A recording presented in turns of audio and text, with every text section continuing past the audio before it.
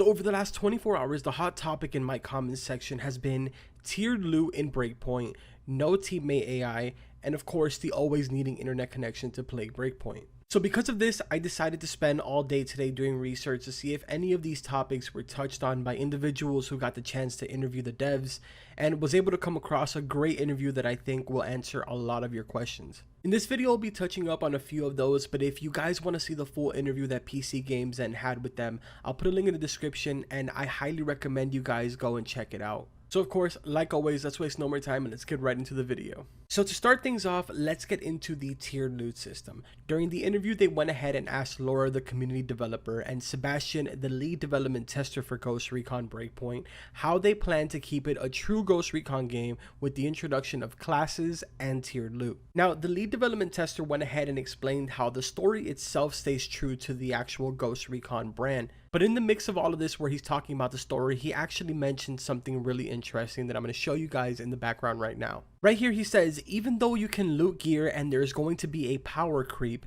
you'll still be able to take out high level enemies with one shot. We're still chasing the realism of the series, and you'll also find that in the survival mechanics. So yes, you will be able to loot gear clearly tiered as the interviewer stated, and from the looks of it, there will also be a leveling system introduced. One thing is for sure, they have made it very clear over and over again that bullet sponge enemies will not be a thing. But regardless, I'm curious to hear what you guys have to say about this new MMO approach that Ghost Recon is taking with raids and now with tiered loot and even with a leveling system. But anyways, moving on from that, as I said before, another big topic going around is the no AI teammates in solo anymore. In the interview, the community developer went ahead and said the following about why the decision was made to not have any team AI characters. Firstly, we offered the option to turn off AI companion in Wildlands, and players really like that full solo experience.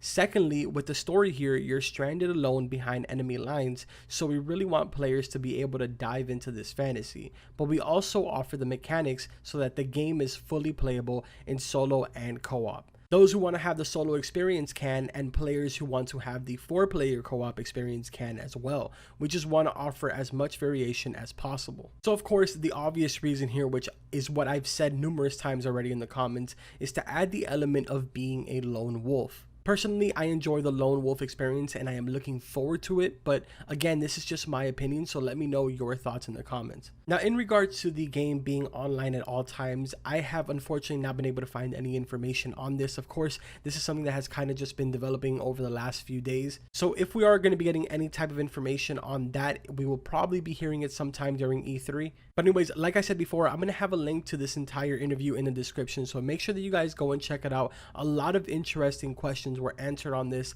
I know that a lot of you were asking about the driving mechanics. A bunch of people were actually saying that they were absolutely terrible in Wildlands, which I would have to agree with them there. That was also touched up on the interview, as well as the bivouac. I know that some people have been asking if you're going to be able to drop the bivouac wherever you want, and it actually turns out that no, there's going to be specific areas where you'll be able to put that down, and you'll be able to know that because there's going to be a giant chimney of smoke basically coming out from the area where you can set up your bivouac. And apparently these locations will work as your fast travel. So like I said, a lot of really interesting questions were answered here, so make sure that you guys go and check that out. Really wanted to bring this information to you guys as quick as possible because I know that you guys have been blowing me up in the comments. Of course, if you guys enjoyed the video and you found it informative, make sure to drop a like on it, and don't forget to subscribe to the channel for all types of Wildlands and Breakpoint content. I am currently doing a little more research on like customization and stuff like that, so I can bring you guys a little more in-depth information. So hopefully be expecting a video on that very, very soon. That's pretty much going to do it for today's video. So like always, I will see you guys in the next one.